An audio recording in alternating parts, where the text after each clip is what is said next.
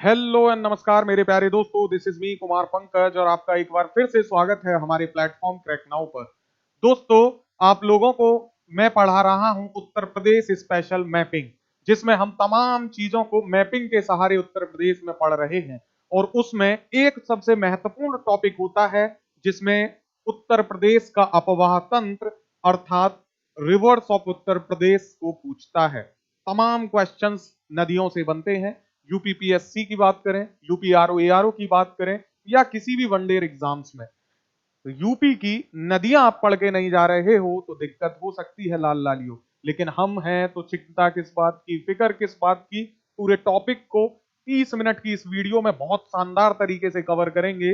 Video को बस आप अंत तक देखिएगा, देखिए किस तरीके से हम इस टॉपिक को खल्लास कर डालते हैं। तो चलिए शुरू करते हैं उत्तर प्रदेश की नदियां, जिसमें महत्वपूर्ण क्वेश्चंस को भी हम कवर करेंगे। तो सबसे पहले उत्तर प्रदेश की नदियां पढ़ने से पहले प्यारे बच्चे, हमें कुछ बेसिक कंसेप्ट, बेसिक टॉपिक्स को देख लेना चाहिए जहां से क्वेश्चन बनता है। कुछ चीजें हैं जो पूछे जाएंगी आपसे, तो वो आपको पता होनी चाहिए। क्योंकि हम रिवर पढ़ रहे हैं तो उत्तर प्रदेश में रिवर्स का क्लासिफिकेशन कैसे किया गया है, किस प्रकार बांटा गया है, वो भी देखना होता है रिवर्स को। तो उत्तर प्रदेश में हम जो रिवर्स पढ़ते हैं, नदियां पढ़ते हैं प्यारे बच्चे, उनको उत्पत्ति के आधार पर वर्गीकरण किया गया है। अर्थात जो रिवर्स हैं उनका जो वर्गीकरण है वो किया गया है ओरिजिन के आधार पे। किस आधार पे? ओरिजिन के आधार पे। और हम जो नदियों को पढ़ेंगे वो इसी बेसिस पे पढ़ेंगे, इसी क्लासिफिकेशन पे पढ़ेंगे कि उत्पत्ति नदियों की कैसे हुई है। तो अगर हम बात करें प्यारे बच्चे, तो उत्पत्ति के आधार पर 3 प्रकार का वर्गीकरण है। हिमालयन नदियां, मैदानी नदियां या फिर पठारी नदियां मेरे प्यारे बच्चे। तो ध्यान रखना है, हिमालयन नदियों में गंगा, यमुना, काली, जिसको शारदा भी आप लोग कहते हो, रामगंगा, गंडक, सरयू, रोहिणी और राप्ती नदियां आती हैं। और वहीं अगर हम बात करें मैदानी नदियों की, तो इसमें गोमती, पांडो, वरुणा, सई और ईशन नदियां आती हैं जो उत्तर प्रदेश में बहती हैं। वहीं पठारी नदियों की अगर हम बात करें तो सोन, केन, रिहंद, टोंस, बेतवा, चंबल और कन्हार नदियां आती हैं।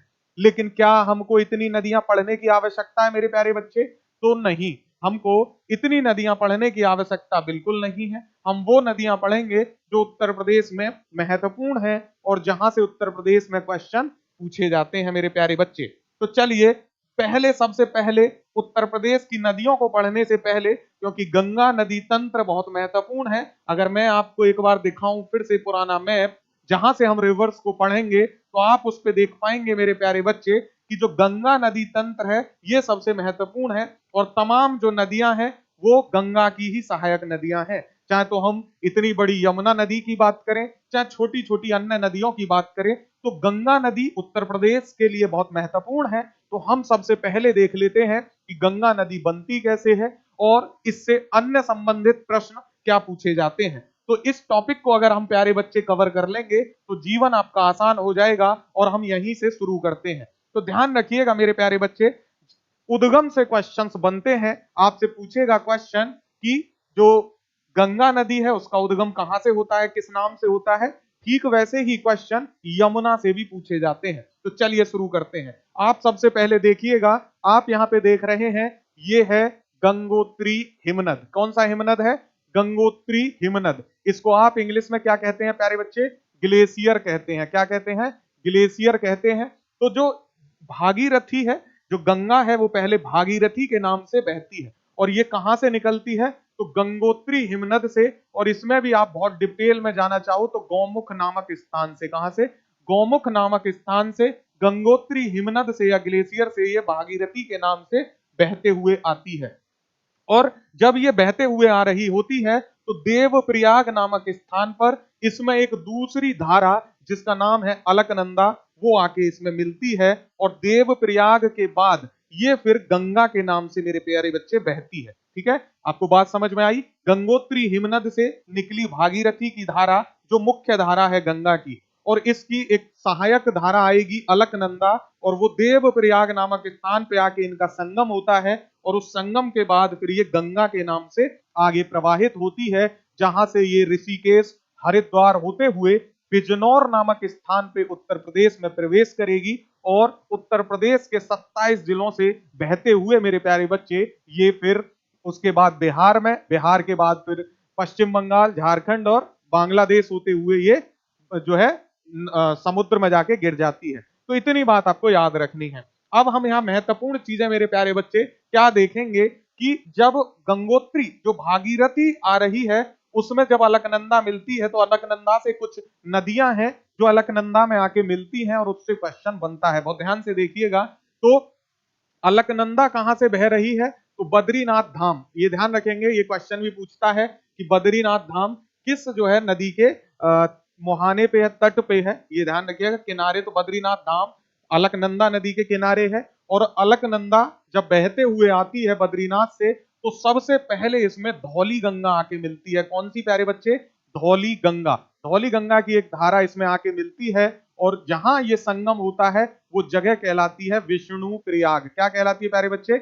विष्णु प्रयाग। ध्यान से देखेंगे, अलकनंदा की मुख्य धारा आ रही थी, इसमें सबसे पहले धौली गंगा आके मिली और जहां धौली गंगा आके मिली उस जगह को कहा गया विष्णु प्रयाग। अब एक बार फिर से देखिए, सबसे पहले जब अलकनंदा आ रही थी तो इसमें सबसे पहले आके मिलती है धौली गंगा। उसके बाद मेरे प्यारे बच्चे इसमें आके मिलती है नंदाकिनी। क्या मिलती है? नंदाकिनी। इसी क्रम में याद रखिएगा, सबसे पहले धौली गंगा, फिर आके मिली नंदाकिनी और उसके बाद मिल रही है प्यारे बच्चे पिंडार। क्या मिल रही है? पिंडार। तो 3 नदियां ये हो गई। उसके बाद केदारनाथ से एक नदी बहते हुए आती है केदारनाथ धाम से, जिसका नाम है मंदाकिनी। क्या नाम है? मंदाकिनी। फिर ये आके अलकनंदा में मिलती है और इस तरह इन 4 धाराओं का जल लेके अलकनंदा देवप्रयाग में आके भागीरथी में मिल जाती है। हमने कौन कौन सी नदियां बता दी? धौली गंगा, उसके बाद नंदाकिनी, उसके बाद पिंडार और फिर उसके बाद मंदाकिनी। ये क्रम याद रखिएगा, मैं आपको यहाँ पे लिख भी देता हूं। सबसे पहले धौली गंगा मिलती है, ठीक है। धौली गंगा के बाद मेरे प्यारे बच्चे नंदाकिनी मिलती है, ठीक है। नंदाकिनी मिलती है। नंदाकिनी के बाद मेरे प्यारे बच्चे पिंडार मिलती है और पिंडार के बाद मेरे प्यारे बच्चे मंदाकिनी मिलती है। कौन सी? मंदाकिनी। तो ये 4 नदियां किस में आके मिल रही हैं? ये चारों नदियां आके मिल रही हैं अलकनंदा में। किसमें? अलकनंदा में मेरे लाल लालियो। और उसके बाद फिर अलकनंदा भागीरथी में आके मिल जाती है। तो यहां से क्वेश्चन क्या बनता है कि जो धौली गंगा है वो कहां आके मिलती है? तो ये मैंने आपको बता दिया, विष्णु प्रयाग। कहां पे? विष्णु प्रयाग। आके देखेंगे धौली गंगा कहां आके मिल रही है अलकनंदा में? तो विष्णु प्रयाग पे। वहीं नंदाकिनी कहां मिल रही है? तो नंद का नंद याद रखिएगा और ये है नंद प्रयाग। क्या है? नंद प्रयाग, ठीक है। उसके बाद फिर पिंडार है और पिंडार ये पहली हो गई धौला की, एक धौली गंगा, दूसरी हो गई नंदाकिनी, तीसरी है पिंडार। लेकिन पिंडार में आपको एक चीज याद रखनी है कि इसका दूसरा नाम ही भी है पिंडार का, इसको कहते हैं कर्ण गंगा। क्या कहते हैं?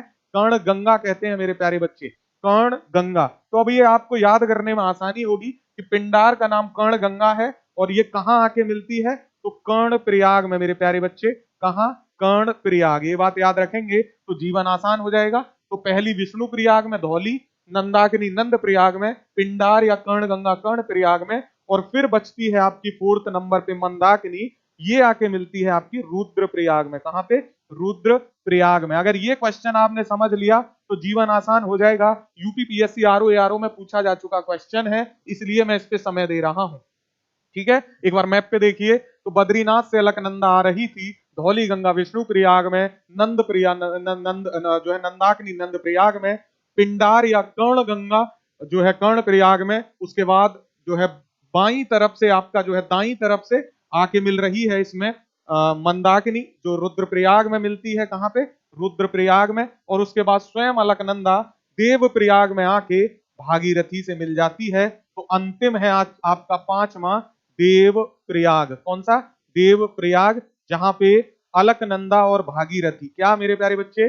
अलकनंदा, अलकनंदा है ना, और भागीरथी मिलती हैं और इसके बाद फिर ये जो है मुख्य धारा बन जाती है जो गंगा कहलाती है। इतनी बात ध्यान रखेंगे तो जीवन आपका आसान हो गया। एक महत्वपूर्ण क्वेश्चन और बनता है मेरे प्यारे बच्चे, यमुनोत्री हिमनद से या यमुनोत्री ग्लेशियर से यमुना निकल के आती है, जो बहते बहते आके फिर जो है सहारनपुर में फैजाबाद नामक स्थान पे उत्तर प्रदेश में प्रवेश करती है। तो पूछ लेता है यमुनोत्री से यमुना किस स्थान से निकलती है? तो उस स्थान का नाम है बंदर पूंछ। क्या नाम है? बंदर पूंछ। तो दो बातें बताई मैंने आपको, यमुनोत्री से यमुना, गंगोत्री से गंगा भागीरथी के नाम से, और यमुनोत्री से यमुना यमुना के नाम से ही निकलती है। ये जहां जगह से निकलती है वो बंदर पूंछ है, जहां से गंगा निकलती है वो गौमुख नामक स्थान है। बाकी मंदाकिनी केदारनाथ पे है और अलकनंदा बद्रीनाथ धाम पे। एक और महत्वपूर्ण क्वेश्चन यहां से पूछा गया है पहले मेरे प्यारे बच्चे, तो एक चीज ध्यान रखिएगा, मैंने आपको डैम बताया है, ये डैम ध्यान रखिएगा भागीरथी पे है। तो ये यहां से एक नदी आती है और उस नदी का नाम है भील गंगा। क्या नाम है? भील गंगा। ये आप ध्यान रखेंगे, भील गंगा, ठीक है, भील गंगा।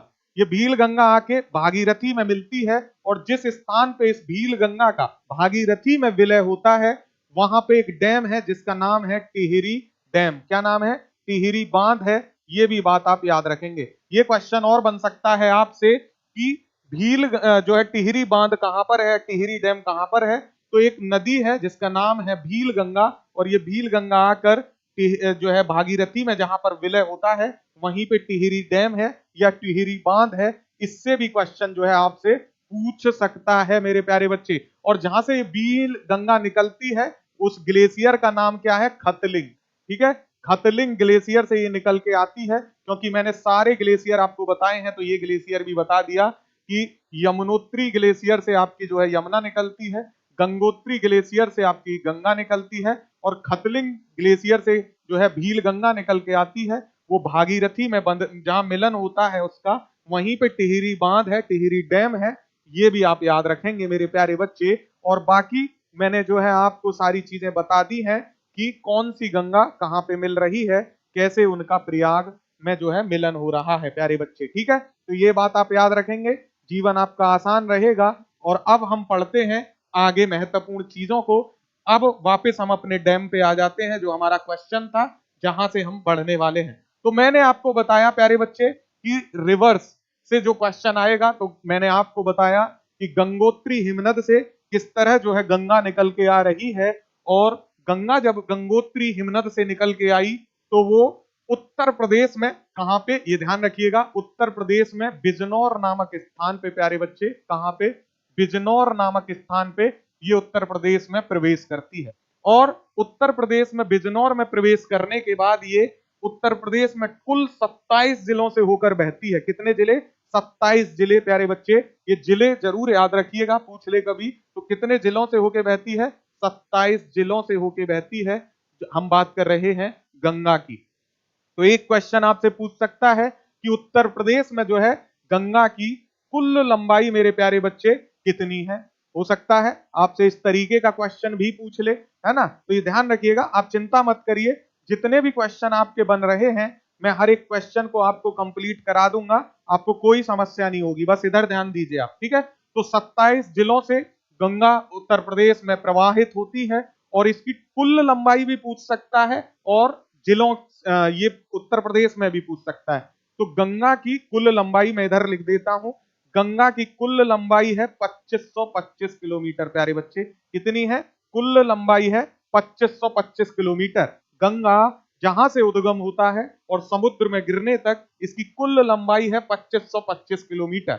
और उत्तर प्रदेश में अगर इसकी लंबाई पूछ ले तो उत्तर प्रदेश में भी लंबाई आपको पता होनी चाहिए, क्योंकि हो सकता है एग्जामिनर आपसे कहे कि भाई हमें कुल लंबाई नहीं जाननी है, हमें तो उत्तर प्रदेश में बताइए, तो आप बता दीजिएगा 1450 किलोमीटर इसकी कुल लंबाई है उत्तर प्रदेश में गंगा की। इतनी बात याद रखेंगे, मैंने 2525 आपको बता दिया टोटल लंबाई गंगा रिवर की, और 1450 किलोमीटर उत्तर प्रदेश में ये प्रवाहित होती है। अब गंगा की जो मुख्य सहायक नदियां हैं, इससे क्वेश्चन बन सकते हैं, है ना? तो ध्यान रखिएगा प्यारे बच्चे, गंगा की दो सहायक नदियों को हम अलग अलग क्रम में पढ़ेंगे, एक जो बाईं तरफ से आके मिलती है और एक जो दाईं तरफ से आके मिलती है। इससे आसानी होती है पढ़ने में भी, और क्वेश्चन इसी प्रकार बनते हैं। तो सबसे पहले हम देखेंगे गंगा में कौन कौन सी नदियां हैं जो बाएं तट पर आके मिल रही हैं, और ऐसा करने से आपका जीवन आसान हो जाएगा प्यारे बच्चे। तो सबसे पहले जो सबसे महत्वपूर्ण नदी है वो देखेंगे आप, रामगंगा है। कौन सी है?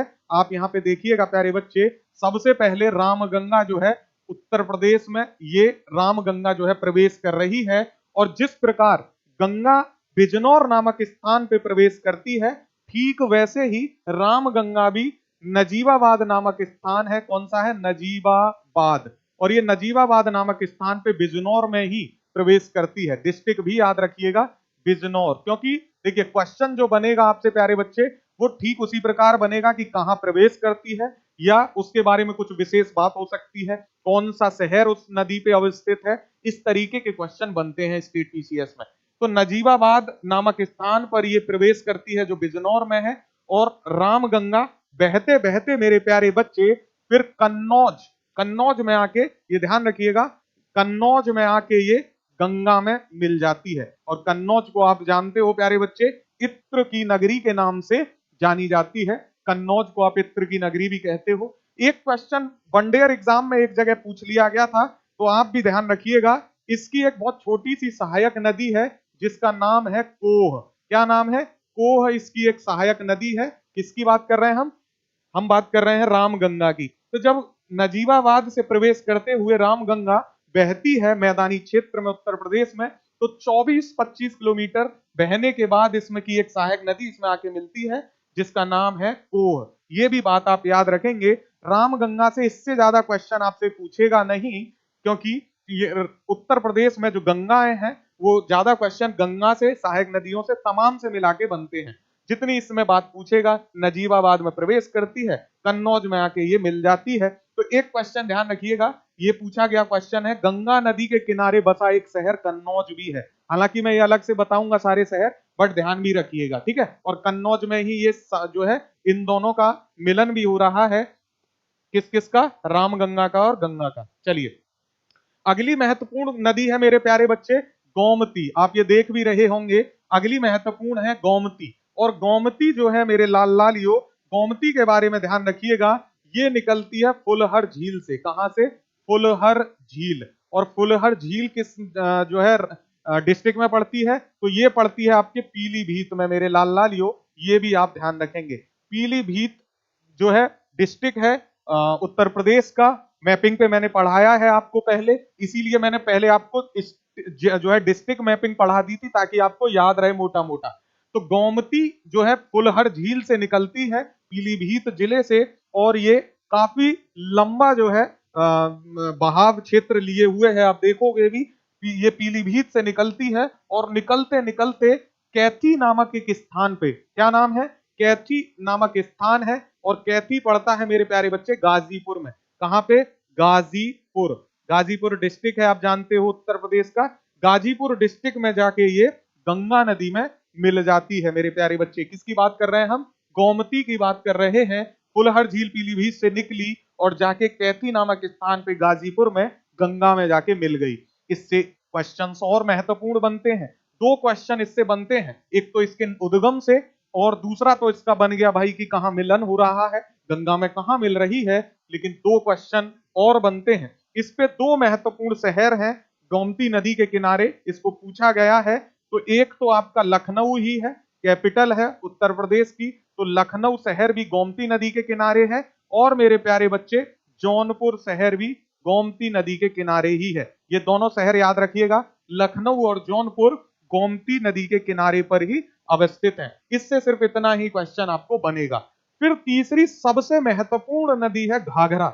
इसको आप या तो घाघरा या तो सरयू, दोनों नामों से आप जानते हैं। इसको कहीं कहीं घाघरा लिखा दिखाई देगा, कहीं सरयू दिखाई देगा। और इसमें आप कंफ्यूज बिल्कुल मत होइएगा, क्योंकि ये क्वेश्चन जो है आपसे इस तरीके से बनेगा नहीं, आपसे सिर्फ पूछेगा क्रम में। तो अगर वहां घाघरा होगा तो सरयू नहीं होगा, सरयू होगा तो घाघरा नहीं होगा। ठीक है, तो ध्यान रखिएगा। घाघरा नदी जो है तिब्बत के मापचाचुंग पठार से निकलती है। तो ये अगर आपसे पूछ ले तो तिब्बत के मापचाचुंग नामक स्थान से, ठीक है, मापचाचुंग, ये भी याद रखिएगा, कभी पूछ ले, है ना। तो मैं आपको वो सारी फैक्ट्स दे रहा हूं कि ताकि आपका दिक्कत ना हो। तो मापचाचुंग नाम का एक ग्लेशियर है, जैसे सारी नदियां या तो किसी लेक से निकलती हैं या ग्लेशियर से निकलती हैं। तो मापचाचुंग नाम का एक ग्लेशियर है और ये कहां पड़ता है? तिब्बत में। तिब्बत आपका चाइना का जो है ऑक्यूपाइड क्षेत्र है, ये आप जानते हो। तो वहां से मापचाचुंग हिमनद से निकलती है, जो तिब्बत के पठार यानी प्लेटू ऑफ तिब्बत पर अवस्थित है।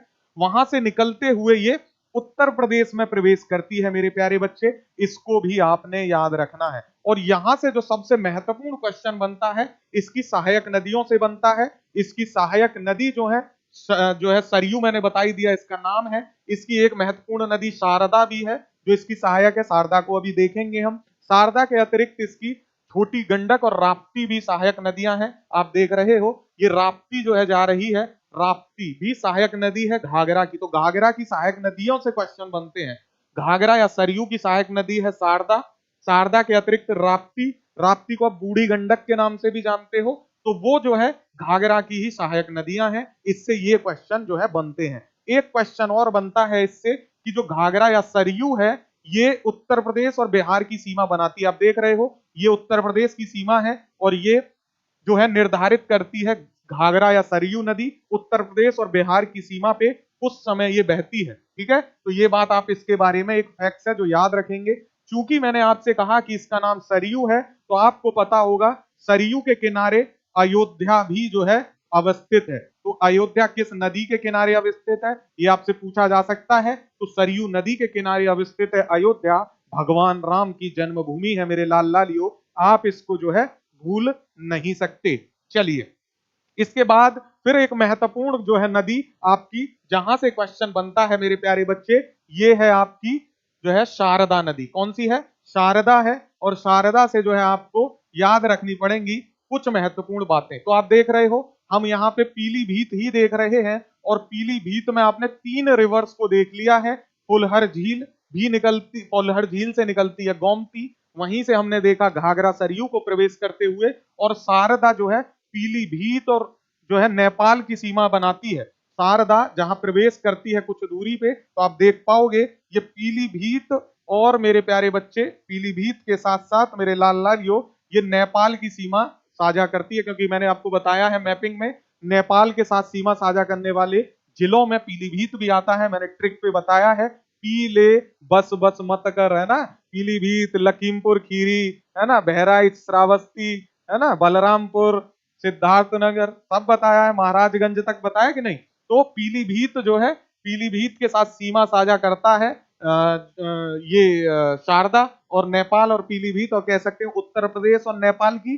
जो है सीमा बनाती है। बिल्कुल कह सकते हैं, क्योंकि पीलीभीत तो जिला ही है भाई किसका? उत्तर प्रदेश का। तो उत्तर प्रदेश और नेपाल या पीलीभीत या नेपाल की सीमा बनाती है शारदा नदी। तो पीलीभीत में प्रवेश करती है, जीवन आसान हो गया आपका।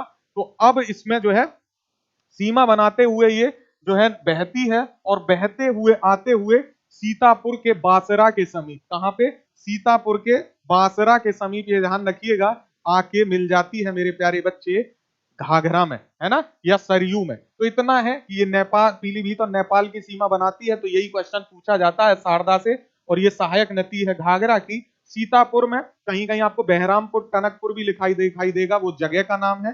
बाकी आप बासरा सीतापुर भी याद रखेंगे तो जीवन आसान है, उससे आप कंफ्यूज मत होइएगा।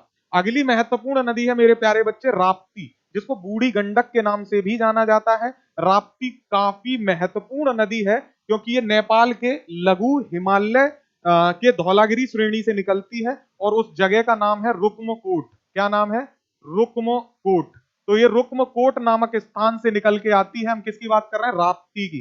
तो राप्ती, रा से राप्ती, रा से रुक्मकोट याद रखोगे तो जीवन आपका इजी हो जाएगा। तो ये धौलागिरी के दक्षिण में निकलती है रुक्मकोट नामक स्थान से, और ये जो है उत्तर प्रदेश में प्रवेश कर जाती है ना। और इससे एक क्वेश्चन बनता है कि इसकी मुख्य धारा का नाम क्या है? तो बूढ़ी गंडक है। क्योंकि इसकी मुख्य धारा का नाम बूढ़ी गंडक है, तो मैंने ऑब्लिक में कर भी दिया है। आपको कई बार राप्ती दिखाई देगा, कई बार आपको बूढ़ी गंडक दिखाई देगा, तो परेशान बिल्कुल मत होइएगा। और राप्ती लिखने की वजह ये थी, मैं बूढ़ी गंडक भी लिख देता, लेकिन फिर एक दिक्कत हो जाती आपको कि एक क्वेश्चन छूट सकता था, जो मैं बिल्कुल नहीं चाहता मेरे लाल लालियो कि आपका रत्ती भर भी नुकसान हो, और कुमार पंकज जो है आपका नुकसान झेल नहीं सकता, क्योंकि आपका नुकसान मेरा अपना नुकसान है प्यारे बच्चे। तो एक क्वेश्चन पूछता है कि गोरखपुर जो शहर है ये किस नदी के किनारे अवस्थित है, और ये आप भूल नहीं सकते, गोरखपुर राप्ती नदी के किनारे अवस्थित है।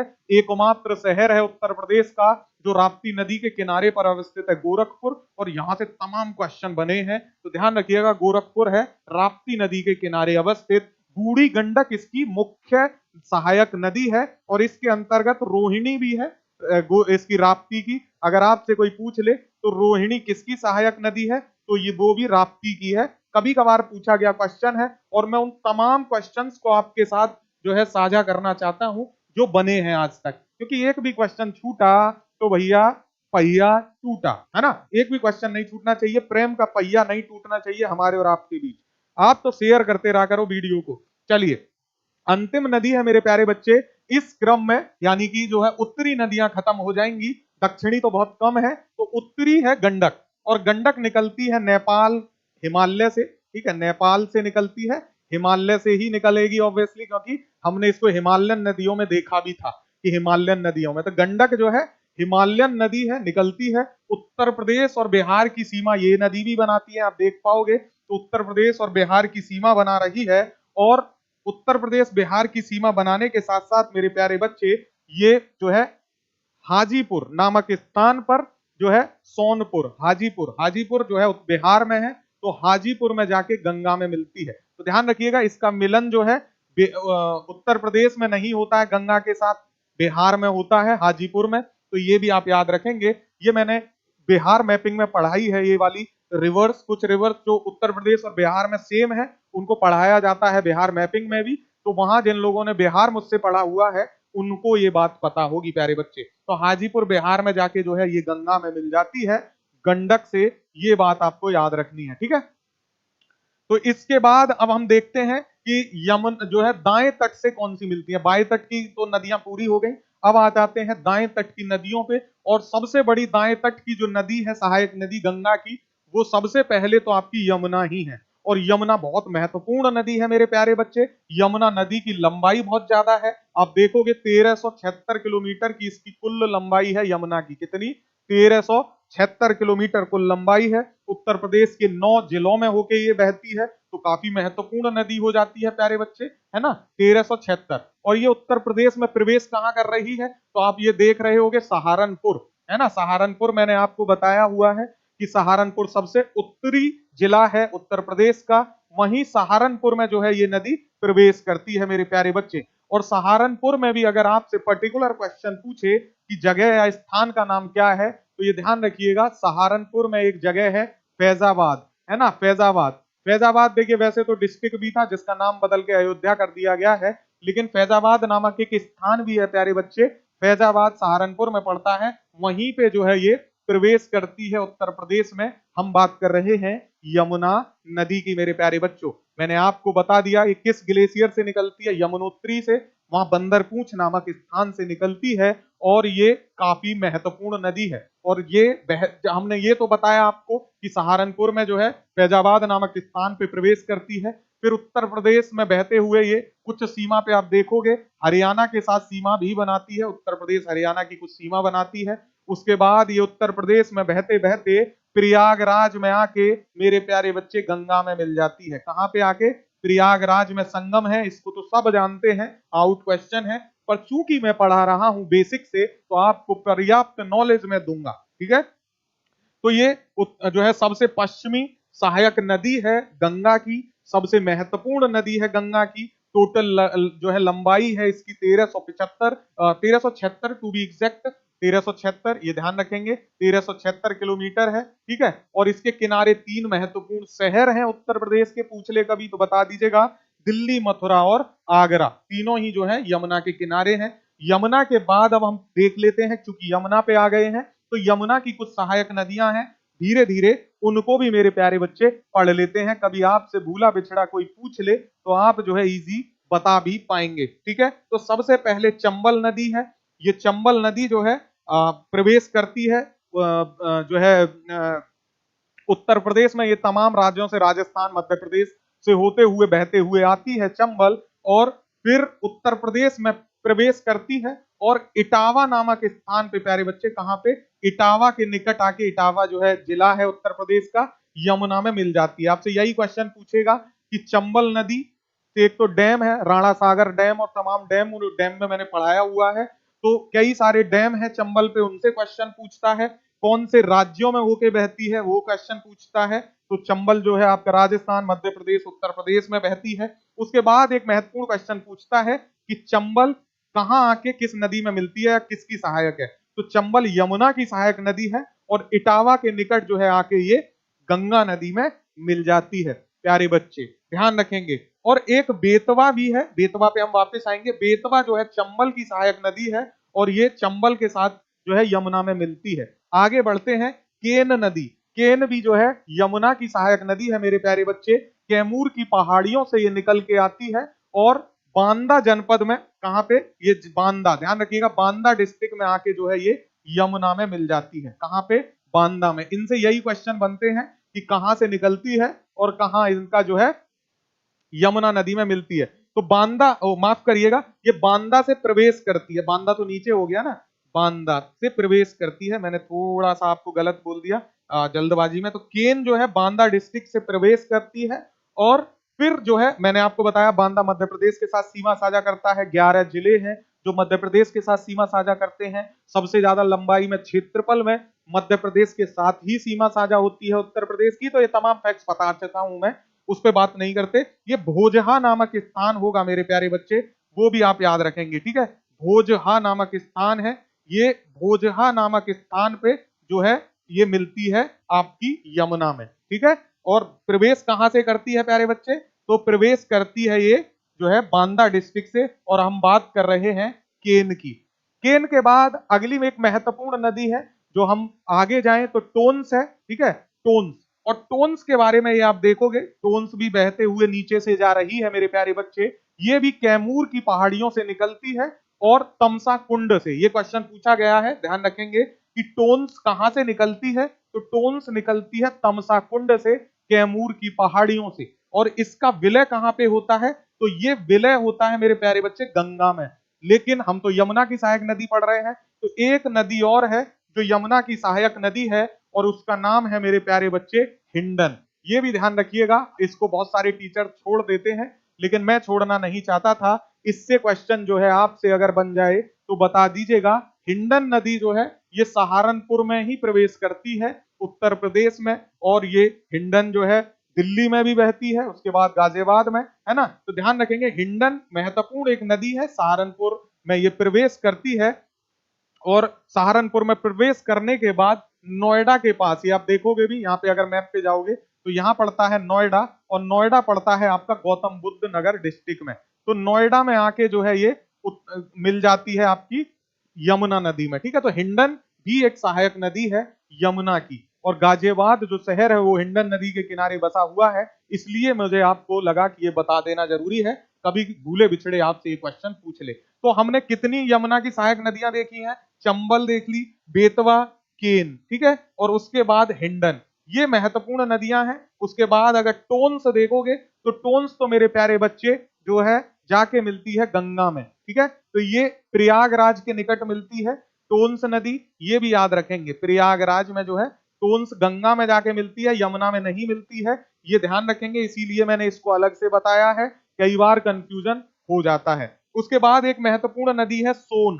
सोन को स्वर्ण गंगा के नाम से भी जानते हैं। अमरकंटक के मध्य प्रदेश से निकलती है, अमरकंटक की पहाड़ियों से प्यारे बच्चे, एमपी में अमरकंटक से ये निकलती है। इससे भी क्वेश्चन पूछा गया है, ठीक है। दो नदियां हैं जहां से, कहां से निकलती हैं उससे क्वेश्चन बनता है। तो एक तो मैंने आपको टोन्स का बताया है जो तमसा कुंड से निकलती है, तो लिख देता हूं कभी आप भूल जाओ, तमसा कुंड, ठीक है, तमसा कुंड से निकलती है टोन्स और प्रयागराज के निकट गंगा मिलती है। वैसे ही मध्य प्रदेश में अमरकंटक से निकलती है सोन नदी और ये आरा के निकट पटना में जाके गंगा में मिलती है। तो ये यहां से ऐसे बहते बहते जाएगी और आरा में जाके जो है पटना के पास आरा भोजपुर पड़ता है, वहां जाके ये गंगा में मिलती है। ये भी हम बिहार की नदियों में सोन को पढ़ते हैं। तो इसका जो है मुहाना उत्तर प्रदेश में नहीं है, जाके ये जो है बिहार में है। इसकी कुछ सहायक नदियां हैं, बनास है, गोपद है, रेहंद है, उनसे क्वेश्चन बनते हैं लेकिन उत्तर प्रदेश में नहीं बनते, बिहार में बनते हैं। फिर भी ध्यान रखिएगा, नोट कर लो कि तीन इसकी महत्वपूर्ण सहायक नदियां हैं, बनास, गोपद और रेहंद। वो भी पूछ ले तो आप बता दीजिएगा। एक चीज यहाँ पे जो है छूट गई थी, बांदा मैंने जब वहां पे प्रवेश करवाया तो उसके बाद फिर मैंने आपको ये इरेज करके लिखना भूल गया हूं। तो ये भोजहा नामक स्थान पे जो है ये मिलती है, ध्यान रखेंगे। जो केन नदी है भोजहा नामक स्थान पे जो है मिल जाती है आपकी यमुना नदी में मेरे प्यारे बच्चे। तो मैंने आपको तमाम नदियां हैं जो पढ़ा दी, उत्तर प्रदेश की महत्वपूर्ण नदियां। इनसे कुछ फैक्ट्स भी हैं, जिन फैक्ट से क्वेश्चन आते हैं तो वो फैक्ट्स एक बार देख लीजिए ताकि जीवन आपका आसान हो जाए, ठीक है। और इन फैक्ट्स में क्या है, जैसे गंगा के बारे में कुछ फैक्ट्स हैं। गंगा की कुल लंबाई मैंने आपको बता दी 2525 किलोमीटर है। यूपी में इसकी लंबाई है 1450 किलोमीटर। यूपी के 27 जिलों से ये बहती है। इसके किनारे प्रमुख शहर कौन कौन से हैं, तो प्रयागराज है, वाराणसी है, कानपुर है, कन्नौज है, बिठूर है, मिर्जापुर है, गाजीपुर है और बलिया है। ये याद रखिएगा, पूछे जा सकते हैं आपसे, तो आप इनको इग्नोर नहीं कर सकते मेरे प्यारे बच्चे, इंपॉर्टेंट है। ठीक वैसे ही आपसे गंगा की बाएं तट से मिलने वाली नदियां और दाएं तट से मिलने वाली नदियां पूछ सकता है। तो बाएं तट से मिलती है रामगंगा, गोमती, घाघरा, शारदा और गंडक। दाएं तट से मिलती है यमुना, टॉन्स और सोन।